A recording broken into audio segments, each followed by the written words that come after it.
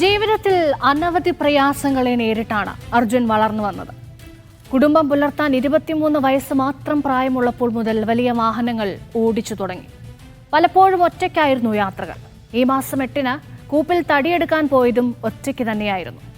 കോട്ടക്കലിൽ നിന്ന് മൈസൂരുവിലേക്കും അതുവഴി കുശാൽ നഗറിലേക്കും അവിടുന്ന് ബെൽഗാമിലേക്കും അക്വിഷലോടുമായി തിരിച്ചു വരുമ്പോൾ പതിവ് വിശ്രമത്തിനു വേണ്ടി വണ്ടി നിർത്തിയ അർജുനും ലോറിയും 10-ാം ദിവസവും കാണാമറയത്താണ്. കരസേന, നാവികസേന, NDRF, SDRF, അഗ്നിരക്ഷാസേന, സാങ്കേതിക സംഘം, പോലീസ് സംഘം, ജില്ലാ ഭരണകൂടത്തിലെ മുതിർന്ന ഉദ്യോഗസ്ഥർ, അങ്ങനെ മനുഷ്യസാധ്യമായതെല്ലാം ചെയ്യുന്നുണ്ട്. സാങ്കേതിക സംവിധാനങ്ങളും അത്യാധുനിക യന്ത്ര ഉപകരണങ്ങളും എല്ലാം പ്രയോജനപ്പെടുത്തുന്നുണ്ട്. പക്ഷേ ചില നേരങ്ങളിൽ പ്രകൃതിക്ക് മുന്നിൽ മനുഷ്യർ നിസ്സഹായരാണ്. 10-ാം ദിവസം പിന്നിടവേ ഇതുവരെയുള്ള വിവരങ്ങൾ ദൗത്യസംഘം മാധ്യമങ്ങളോട് ഇന്ന് വിശദീകരിക്കുകയുണ്ടായി. ഗംഗാവലി നദിയിൽ 4 ലോഹഭാഗങ്ങൾ കണ്ടെത്താൻ സാധിച്ചുവെന്നാണ് തെരച്ചിലിന് നേതൃത്വം നൽകുന്ന റിട്ടയർഡ് മേജർ ജനറൽ ഇന്ദ്രപാൽ വാർത്താസമ്മേളനത്തിൽ വ്യക്തമാക്കിയത്. ഇതിൽ 3-ാമത്തെ സ്പോട്ടിലാണ് അർജുന്റെ ട്രക്ക് നിൽക്കുന്നത് എന്ന നിഗമനത്തിലാണ് ദൗത്യസംഘമുള്ളത്. അർജുൻ ക്യാബിനകത്ത് ഉണ്ടെന്ന് ഉറപ്പില്ല. ലോറി ഉടൻ മുങ്ങിപ്പോകാൻ സാധ്യതയില്ല. ലോറിയുടെ ക്യാബിനും ബോഡിയും വേർപെടാൻ സാധ്യതയില്ലെന്നും അദ്ദേഹം പറയുന്നു. അടിയൊഴുക്ക് ശക്തമായതിനാൽ നിലവിലെ അവസ്ഥയിൽ മുങ്ങൽ വിദഗ്ധർക്ക് പരിശോധനയ്ക്ക് തടസ്സമുണ്ട് എന്നും ഇന്ദ്രപാൽ പറഞ്ഞു. അദ്ദേഹത്തിന്റെ വാക്കുകളിലേക്ക്. ഇവിടെ 4 ഐറ്റംസ് ഉണ്ട്. ഇരുമ്പുണ്ട്, 4 ഒബ്ജക്ട്സ്. ഒന്ന്, ഒരു റെയിലിംഗ് ഉണ്ട് along the road, safety railing. Second, ഒരു ടവർ ഉണ്ട് വെള്ളത്തിൽ വീണത്. തേർഡ്, നമ്മുടെ മെർസിഡീസ് ബെൻസ്, അർജുന്റെ മെർസിഡീസ് ബെൻസ്. ആൻഡ് ഫോർത്ത്, ഒരു ഇപ്പോഴും കാണാത്ത ഒരു ക്യാബിൻ, ടാങ്കറിന്റെ ക്യാബിൻ. ഈ 4 ഐറ്റംസ് മിസ്സിംഗ് ആണ്. ആ 4 ഐറ്റംസ് ഇനി വെള്ളത്തിലാവാനാണ് മാക്സിമം ചാൻസ്. അപ്പോൾ ഇന്നലെ 2 സ്പോട്ട് കിട്ടിയപ്പോൾ 2 സ്പോട്ട് ഇവിടെയുള്ളൂ. ബാക്കി 4 സ്പോട്ട് എവിടെയാണ്, ബാക്കി 4 സ്പോട്ട് കൂടെയാണോ സെപ്പറേറ്റ് ആണോ, അത് അറിയാനായിരുന്നു നമ്മുടെ പ്രശ്നം മൈൻഡിൽ. ഇത് എങ്ങനെ സോൾവ് ചെയ്യും? അപ്പോൾ അതിനെക്കുറിച്ച് അനാലിസിസ് ചെയ്തപ്പോൾ നമ്മൾ വെള്ളത്തിൽ ഒന്നുകൂടെ കയറി സൗണ്ട് റേഞ്ചിങ് എക്വിപ്മെന്റ് യൂസ് ചെയ്തിട്ട് പിന്നെ മാഗ്നറ്റോമീറ്റർ ഉപയോഗിച്ചിട്ട് അപ്പോൾ 3-ാമത്തെ ഒരു സ്പോട്ട് വീണ്ടും കിട്ടി. നമ്മുടെ ഒരു ഡ്രോൺ ഫ്ലൈ കുറച്ച് ചെയ്തപ്പോൾ ഇനിയൊരു സ്പോട്ട് കിട്ടി. അപ്പോൾ 3-ാമത്തെ സ്പോട്ട് നമുക്ക് റെഡിയായി. ഇപ്പോഴും 4-ാമത്തെ ഐറ്റം എവിടെയാണ്, അത് കൂടെയുണ്ടോ സെപ്പറേറ്റോ അറിയാൻ പറ്റില്ല. 3 സ്പോട്ട് തന്നെയാണോ അതോ ഇനിയൊരു സ്പോട്ട് ഉണ്ടാവോ പറയാൻ പറ്റില്ല. ഈ 4 സ്പോട്ടിൽ നമ്മുടെ പ്രശ്നം, ഏറ്റവും വലിയ പ്രശ്നമായിരുന്നു എവിടെയാണ് ട്രക്ക്. കാരണം ആ ട്രക്കിന്റെ അകത്ത് തന്നെ നമ്മുടെ അർജുനൻ ഉണ്ടെങ്കിൽ അവരെ റെസ്ക്യൂ ചെയ്യാനായിട്ട് ട്രക്ക് അറിയില്ലെങ്കിൽ നമുക്ക് ഡൈവേഴ്സിനകത്ത് പോകാൻ പറ്റില്ല. അപ്പോൾ ഇതെങ്ങനെ റൂൾ ഔട്ട് ചെയ്യും? ടെക്നിക്കലി ആൻഡ് ലോജിക്കലി ഈ രണ്ടും കൂടിയിട്ട് റൂൾ ഔട്ട് ചെയ്യാൻ പറ്റില്ല. ആ 3rd സ്പോട്ടില് ട്രക്കിന്റെ പൊസിഷനിങ് പോസിബിളി ഹയസ്റ്റ് ആണ് എന്നാണ് നമ്മുടെ ഇന്നത്തെ കൺക്ലൂഷൻ. ഇന്ന് രാത്രി നമ്മൾ വീണ്ടും ഫ്ലൈ ചെയ്യുന്നുണ്ട്. നമ്മൾ കുറച്ച് we know that thermal imaging നമ്മൾ ട്രൈ ചെയ്തു. കാരണം we know that thermal imaging is only there for body which is generating temperature. അർജുനന്റെ ശരീരം അവിടെ ഉണ്ടെങ്കിൽ ആ ബോഡിയുടെ അകത്ത് നമ്മൾ എടുക്കണമെങ്കിൽ എപ്പോഴാണ് അതിനെ എടുക്കേണ്ടത്? ആ ഡലേമാണ് ഇപ്പോൾ DC-യുടെ കയ്യിൽ, അഡ്മിനിസ്ട്രേഷന്റെ കയ്യിൽ. കാരണം അവിടെ 6 knots വരെ കറണ്ട്, 6+ knots കറണ്ട് ഉണ്ട്. ആൻഡ് മഴ പെയ്താൽ കറണ്ട് കൂടുന്നു. ആൻഡ് മഴ പെയ്തുകൊണ്ടിരിക്കുകയാണ്. നേവൽ ഡൈവേഴ്സിന്റെ ഡിസൈൻഡ് കപ്പാസിറ്റിയാണ് 2 knots. അവർ 3 knotsലും ചിലപ്പോൾ ചെയ്യും ജീവനം രക്ഷിക്കാനായിട്ട്, സ്വന്തം ജീവിതത്തിനെ റിസ്കിലിട്ടിട്ട്. അത് ഒരു എക്സ്ട്രീം കണ്ടീഷനിൽ. പക്ഷെ 6 knots, 8 knotsൽ ഡൈവ് ചെയ്യാ പറഞ്ഞാൽ സ്വന്തം ഓൾമോസ്റ്റ് സുസൈഡൽ പോലെ ആയിരിക്കും എന്റെ അഭിപ്രായത്തിൽ. But navy is a better organisation to comment on that. ഇത് എന്റെ എക്സ്പീരിയൻസ് വെച്ചിട്ടാണ് ഞാൻ പറയുന്നത്. I am not a diver. ഒരു ഡൈവിംഗ് കോഴ്സിൽ പോയിരുന്നു, അത്രയേ ഉള്ളൂ. അപ്പോൾ ഇത് വെച്ച് നോക്കുമ്പോൾ നമ്മൾ ഡൈവേഴ്സിനെ എപ്പോഴാണ് ഇറക്കേണ്ടത്? അതൊരു ബിഗ് ഡയലമാണ്. ആ ഒരു ഇമ്പാക്റ്റില് ക്യാബിൻ സെപ്പറേറ്റ് ആവുന്ന ചാൻസ് കുറവാണ് ഈസ് ഓവറോൾ. ആൻഡ് വേറെ ഒരു ക്യാബിനും ഉണ്ട്. അപ്പോൾ ഫൈനൽ കൺക്ലൂഷൻ ഇന്നത്തെ സ്കാനിങ് ചെയ്തിട്ട് ഈ third most spot which was the unexpected spot അവിടെ ആയിരിക്കും ട്രക്ക് എന്ന് ആവുന്ന ചാൻസ് ഹയസ്റ്റ് ചാൻസ്. ആ ഇൻഫർമേഷൻ നമ്മൾ റീസണബിൾ കോൺഫിഡൻസ് വെച്ചിട്ട് സിവിൽ അഡ്മിനിസ്ട്രേഷന് കൊടുത്തിട്ടുണ്ട്. ഇനി ഇത് ഇവിടുന്ന് എങ്ങനെയാണ് മുന്നോട്ട് ഓപ്പറേഷൻസ് കൊണ്ടുപോവുക, ഫർദർ റെസ്ക്യൂ കൊണ്ടുപോവുക, അത് MLAയും പിന്നെ ഇവിടുത്തെ സിവിൽ അഡ്മിനിസ്ട്രേഷൻ ആയിട്ട് അവർ ഡിസൈഡ് ചെയ്യും. നമ്മുടെ എന്താ സഹായം അവർക്ക് വേണ്ട അത് we will continue to provide as long as we can.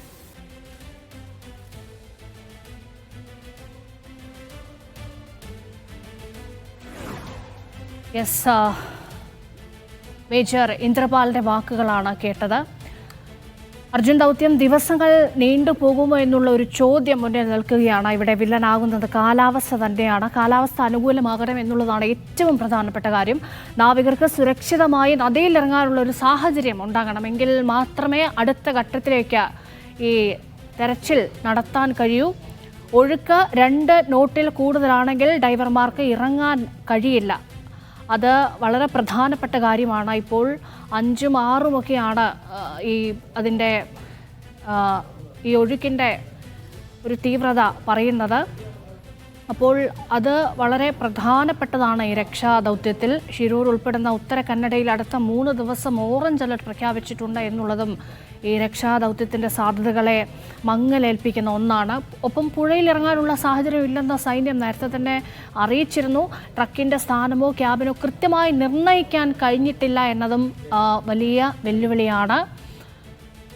Gangavali പുഴയിൽ രാത്രിയും ഡ്രോൺ ഉപയോഗിച്ചുകൊണ്ടുള്ള പരിശോധന തുടരാൻ കഴിയുമെന്നാണ് പ്രതീക്ഷിക്കുന്നത് എന്ന് അല്പസമയം മുമ്പ് ഈ വാർത്താ സമ്മേളനത്തിൽ കാര്യങ്ങൾ വിശദീകരിച്ചപ്പോൾ ദൗത്യ സംഘം നമ്മളോട് പറഞ്ഞിരുന്നു.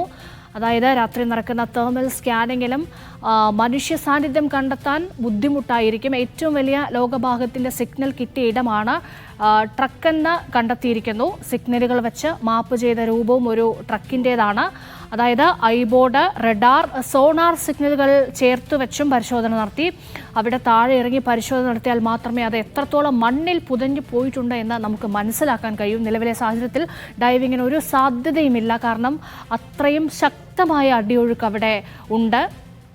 വിവരങ്ങൾ നൽകാൻ ഷഫീഖ് നസ്രുള്ള അഗോളയിൽ നിന്ന് തത്സമയം ചേരുന്നുണ്ട്. ഷഫീഖ്, ഈ രക്ഷാ ദൗത്യം നീണ്ടു പോകാനാണോ സാധ്യത എന്നാണ് നമുക്ക് ആദ്യം അറിയേണ്ടത്.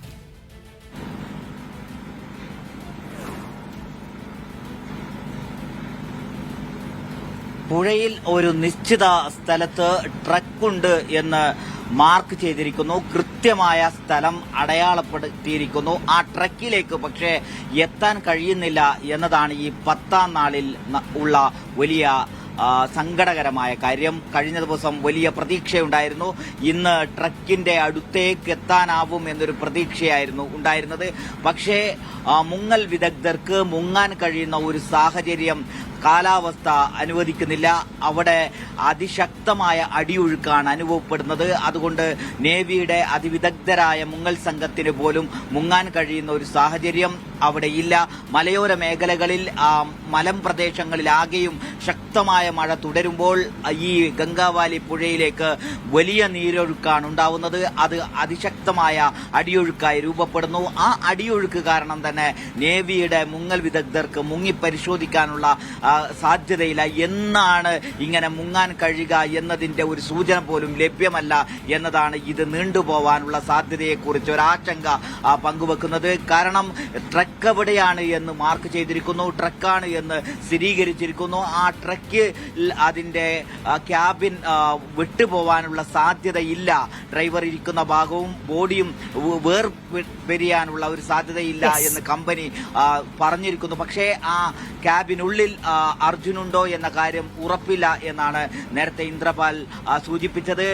ട്രക്കിനകത്ത് മനുഷ്യന്റെ ഉണ്ടോ എന്നത് പരിശോധിക്കാൻ തീർച്ചയായും ഷഫീഖ്, അത് തന്നെയാണ് ഏറ്റവും പ്രധാനപ്പെട്ട കാര്യം. ഈ ദൗത്യ സംഘം പറഞ്ഞ കാര്യങ്ങൾ നമുക്ക് കുറച്ചുകൂടി വളരെ വിശദമായി പ്രേക്ഷകരിലേക്ക് എത്തിക്കേണ്ടതുണ്ട്. ഷെഫീഖ് തുടരും, ഞാൻ ഷെഫീഖിലേക്ക് തന്നെ വരാം. അതായത് നോക്കൂ, ദൗത്യസംഘം പറഞ്ഞത് വിശദമായി നമ്മൾ ഇനി പരിശോധിച്ചാൽ പുഴയിൽ കണ്ടെത്തേണ്ടത് 4 ലോകഭാഗങ്ങളാണ്. അതിലേറ്റവും പ്രധാനപ്പെട്ടത് നമ്മളിപ്പോൾ തിരയുന്ന അർജുന്റെ ലോറിയാണ്. രണ്ടാമത്തേത് ടാങ്കർ ലോറിയുടെ ക്യാബിനാണ്. അപ്പോൾ ഈ ടാങ്കർ ലോറിയുടെ ഒരു ഭാഗം നേരത്തെ ഒഴുകിപ്പോകുന്നത് നമ്മൾ ദൃശ്യങ്ങളിൽ കണ്ടിരുന്നു. അതിൻ്റെ ക്യാപ്സൂൾ നേരത്തെ ഒഴുകിപ്പോകുന്ന ആദ്യം വന്ന ദൃശ്യങ്ങളിൽ ഉണ്ടായിരുന്നു. ഗംഗാവലി പുഴയിലൂടെ അത് പോകുന്നത് ഉണ്ടായിരുന്നു. അപ്പോൾ അതിൻ്റെ ക്യാബിനാണ് കണ്ടെത്തേണ്ട മറ്റൊരു വസ്തു. മൂന്നാമത്തേത് ഈ പ്രദേശത്തുണ്ടായിരുന്ന മൊബൈൽ ടവറാണ്.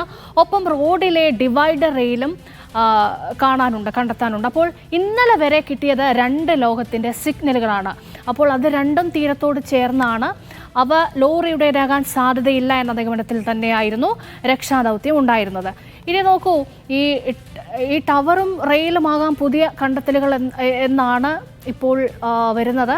അതുമാത്രമല്ല, ഇന്ന് കണ്ടെത്തിയ മൂന്നാമത്തെ സ്പോട്ടിൽ, അതായത് സിഗ്നൽ കിട്ടിയത് കരയിൽ നിന്ന് 50 മീറ്റർ അകലെയാണ്. അതായത് ജലനിരപ്പിൽ നിന്ന് 5 മീറ്റർ ആഴത്തിൽ. അതാണ് നമ്മളിപ്പോൾ പറയുന്ന ഈ അർജുൻ്റെ ലോറിയാകാൻ ഏറ്റവും കൂടുതൽ സാധ്യത കൽപ്പിക്കപ്പെടുന്നത്. അതാണ്, അതായത് ഇന്നലെ വരെ 2 ലോകഭാഗത്തിൻ്റെ സിഗ്നൽ ലഭിച്ചു. അത് ടവറും റെയിലുമാകാം. ഇന്ന് കണ്ടെത്തിയത് നമ്മൾ ഏറ്റവും കൂടുതൽ തിരയുന്ന ഈ 10 ദിവസവും ഇതിനു വേണ്ടിയുള്ള തെരച്ചിലാണ് രക്ഷാദൗത്യം നടത്തിയത്. അതുകൊണ്ട് തന്നെ അർജുൻ്റെ വാഹനം എന്ന് തന്നെയാണ് കരുതുന്നത്. അങ്ങനെ അർജുൻ്റെ ലോറിയാകാനാണ് ഏറ്റവും കൂടുതൽ സാധ്യത കൽപ്പിക്കപ്പെടുന്നത്. അപ്പം ഈ ലോറിയുടെ ക്യാബിനും ബോഡിയും വേർപെട്ടിട്ടുണ്ടോ എന്നുള്ളൊരു ചോദ്യം കൂടി അവിടെ നിലനിൽക്കുന്നുണ്ട്. ഒരുപക്ഷെ അർജുൻ ഉണ്ടെങ്കിൽ ആ ക്യാബിനകത്തായിരിക്കാം ഉണ്ടാവുക. അപ്പോൾ ഇത് ബോഡി വേർപെട്ടു പോയിട്ടുണ്ടോ, ക്യാബിനും ഒരുമിച്ചാണോ എന്നുള്ള ഒരു ചോദ്യം നേരത്തെ തന്നെ ഉയർന്നതാണ്. അപ്പോൾ അതും ഒരു പ്രധാനപ്പെട്ട കാര്യമാണ്. പക്ഷേ അപ്പോൾ കമ്പനി നൽകുന്ന വിശദീകരണം എന്ന് പറയുന്നത് അങ്ങനെ വേർപെട്ടു പോകാനൊരു സാധ്യതയില്ല എന്നുള്ളതാണ്. അപ്പോൾ ഈ 5ാമതൊരു സ്പോട്ടിൽ കൂടി സിഗ്നൽ കിട്ടണമെന്നുണ്ടെങ്കിൽ ഈ ലോറിയുടെ ബോഡിയും ക്യാബിനും വേർപെട്ട് പോകേണ്ടതുണ്ട്. പക്ഷേ അങ്ങനെ കിട്ടാത്ത സ്ഥിതിക്ക് വേർപെട്ടിട്ടുണ്ടാവില്ല എന്നുള്ള നിഗമനത്തിൽ തന്നെയാണ് ഇപ്പോൾ രക്ഷാദൗത്യമുള്ളത്. അതുമാത്രമല്ല, 400-ലധികം തടിക്കഷ്ണങ്ങൾ ഒഴുകിപ്പോയിരുന്നു. അപ്പോൾ പുഴയുടെ പല ഭാഗങ്ങളിൽ നിന്ന് ഈ തടിക്കഷ്ണങ്ങൾ, അതിൻ്റെ ദൃശ്യങ്ങളും ഇത് കണ്ടെത്തിയെന്ന് പറയുന്ന പ്രതികരണങ്ങളും ഒക്കെ നമ്മൾ കേട്ടിരുന്നു. ഇപ്പോൾ ഇതിനൊക്കെ ഏറ്റവും പ്രധാനപ്പെട്ട ഈ രക്ഷാദൗത്യത്തിന് മുന്നോട്ട് പോകാൻ കഴിയാത്തതിന് ഏറ്റവും പ്രധാനപ്പെട്ട കാര്യം ഈ നദിയിലെ അടിയൊഴുക്ക് വളരെ ശക്തമാണ് എന്നുള്ളതാണ്. അപ്പോൾ ഈ മുങ്ങൽ വിദഗ്ധർക്ക് പോലും രക്ഷാപ്രവർത്തനം നടത്താൻ കഴിയാത്ത വിധത്തിലുള്ള അടിയൊഴുക്കാണ്. അതുതന്നെയാണ് ഇപ്പോൾ ഇതിലേക്ക് ഇറങ്ങിച്ചെന്ന്, ഈ 5 മീറ്റർ ആഴത്തിലേക്ക് ഇറങ്ങിച്ചെന്ന് കാര്യങ്ങൾ പരിശോധിക്കാൻ കഴിയാത്തതിൽ ഏറ്റവും പ്രധാനപ്പെട്ട വെല്ലുവിളിയായി നിൽക്കുന്നത് മോശം കാലാവസ്ഥയും ഗംഗാവലി പുഴയിലെ ശക്തമായ അടിയൊഴുക്കുമാണ്. അപ്പോൾ ഇതുവരെയും നമുക്ക് അവിടെ മനുഷ്യ സാന്നിധ്യം സ്ഥിരീകരിക്കാൻ കഴിഞ്ഞിട്ടില്ല. ബോഡി ഹീറ്റിൻ്റെ സിഗ്നൽ കിട്ടുന്നില്ല. ബോഡി ഹീറ്റ് സിഗ്നലായി രാത്രിയും ഈ സിഗ്നൽ കണ്ടെത്തുന്നതിന് വേണ്ടി ഡ്രോൺ പുറത്തെടുത്ത് പരിശോധന നടത്തുമെന്നുള്ളതാണ് ഏറ്റവും പുതിയ വിവരം. അതുമാത്രമല്ല, രാത്രി അന്തരീക്ഷ ഊഷ്മാവ് കുറയുന്നതിനാൽ ചെറിയ സിഗ്നലും കിട്ടും എന്നുള്ളത് ഒരു സാധ്യതയാണ്. പക്ഷേ നേരത്തെ പറഞ്ഞു തന്നെയാണ് ഏറ്റവും അവസാനം നമുക്ക് പറയാനുള്ളത്, ഈ നദിയിലെ അടിയൊഴുക്ക് വളരെ അപകടമായ വിധത്തിൽ നിലനിൽക്കുന്നു എന്നുള്ളതാണ്. മുങ്ങൽ വിദഗ്ധർക്ക് അത് വലിയ വെല്ലുവിളിയാണ്. അതുതന്നെയാണ് ഇപ്പോഴുള്ള പ്രശ്നം. എങ്കിൽ പോലും നമുക്ക് ഡ്രോൺ ഉപയോഗിച്ചുകൊണ്ടുള്ള കൂടുതൽ തെരച്ചിലിൽ ഒരു മനുഷ്യ ശരീരത്തിൻ്റെ സാന്നിധ്യം ഈ മെറ്റലിനുള്ളിൽ നിന്ന്, ഈ ലോറിക്കുള്ളിൽ നിന്ന് കിട്ടുമോ എന്നുള്ള ചോദ്യങ്ങളൊക്കെ അവിടെ നിൽക്കുന്നുണ്ട്. ഷെഫീഖ് നസറുള്ള തുടരുന്നു എന്നാണ് കരുതുന്നത്. ന്യൂസ് ഡീകോഡ് തുടരുകയാണ്. സമൂഹ മാധ്യമങ്ങളിലെ വ്യാജ പ്രചാരണത്തിൽ അർജുന്റെ കുടുംബം പരാതി നൽകിയിട്ടുണ്ട്. 2 ദിവസം മുൻപുള്ള കുടുംബത്തിന്റെ വാർത്താ സമ്മേളനം എഡിറ്റ് ചെയ്ത് മറ്റൊരു ശബ്ദം ചേർത്ത് പ്രചരിപ്പിക്കുന്നതായാണ് പരാതി. കോഴിക്കോട് സൈബർ പോലീസ് അന്വേഷണം ആരംഭിച്ചിട്ടുണ്ട്. അർജുന്റെ കുടുംബത്തിനെതിരായ വ്യാജ പ്രചാരണത്തിൽ ഡിവൈഎഫ്ഐയും പരാതി നൽകിയിട്ടുണ്ട്. അർജുനെ കണ്ടെത്താൻ സൈന്യം രക്ഷാപ്രവർത്തനം ആരംഭിച്ച ദിവസം കുടുംബം നടത്തിയ വാർത്താ സമ്മേളനം എഡിറ്റ് ചെയ്ത് പ്രചരിപ്പിക്കുന്നതിലാണ് കുടുംബം പരാതി നൽകിയത്. വാർത്താ സമ്മേളനത്തിൽ അർജുന്റെ മാതൃസഹോദരി സൈന്യത്തിനെതിരെ സംസാരിക്കുന്നു എന്ന രീതിയിലാണ് പ്രചാരണം. പ്രചരിക്കുന്ന വീഡിയോയിൽ മാതൃസഹോദരിയുടേതെന്ന പേരിൽ എഡിറ്റ് ചെയ്ത ശബ്ദം ഉപയോഗിക്കുന്നുവെന്നാണ് പരാതി. പരാതിയിൽ കോഴിക്കോട് സൈബർ പോലീസ് അന്വേഷണം തുടങ്ങി. ഇങ്ങനെ മനുഷ്യന്മാരുണ്ടല്ലോ എന്നുള്ളതാണ്. ഇങ്ങനെ മാനസികമായി പ്രയാസം അനുഭവിക്കുന്ന ആ കുടുംബത്തിന് നേരെ മനുഷ്യപ്പറ്റില്ലാത്ത ഇത്തരം പ്രവർത്തനം നടത്തുന്നവരെ കർക്കശമായി നേരിടേണ്ട നിലപാട് സ്വീകരിക്കേണ്ടതുണ്ട്. അർജുന്റെ കുടുംബത്തിനെതിരായ സൈബർ ആക്രമണത്തിനെതിരെ ഡിവൈഎഫ്ഐ കോഴിക്കോട് ജില്ലാ കമ്മിറ്റിയും പരാതി നൽകി. വിദ്വേഷ പ്രചാരണം നടത്തിയ ഓൺലൈൻ ചാനലുകൾക്കെതിരെ നടപടി ആവശ്യപ്പെട്ടാണ് ഡിവൈഎഫ്ഐ കോഴിക്കോട് സിറ്റി പോലീസ് കമ്മീഷണർക്ക് പരാതി നൽകിയത്. ഷിരൂരിലെ രക്ഷാപ്രവർത്തനത്തിന്റെ പേരിൽ കർണാടക സർക്കാരിനെതിരെ മര്യാദഘട്ട പ്രചാരണങ്ങൾ നടക്കുന്നുവെന്ന് പ്രതിപക്ഷ നേതാവ് വി ഡി സതീശൻ പറഞ്ഞു. ഇവിടെ നമുക്ക് കവളപ്പാറയിൽ 10 ദിവസം കഴിഞ്ഞ ആളെ കിട്ടിയിട്ടുണ്ടല്ലോ, ഇല്ലേ? ആളെ കിട്ടിയിട്ടില്ലേ?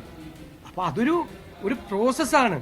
അതിനെ ഇങ്ങനെ ഈ വാർത്ത കൊടുത്തും നെഗറ്റീവ് സാധനങ്ങൾ പറഞ്ഞും അവരെ നിരുത്സാഹപ്പെടുത്തുകയും ആ ഒരു കർണാടകത്തിന് എതിരായിട്ടുള്ളൊരു വികാരം ഉണ്ടാക്കുകയൊക്കെ ചെയ്യുന്നത് ശരിയല്ല.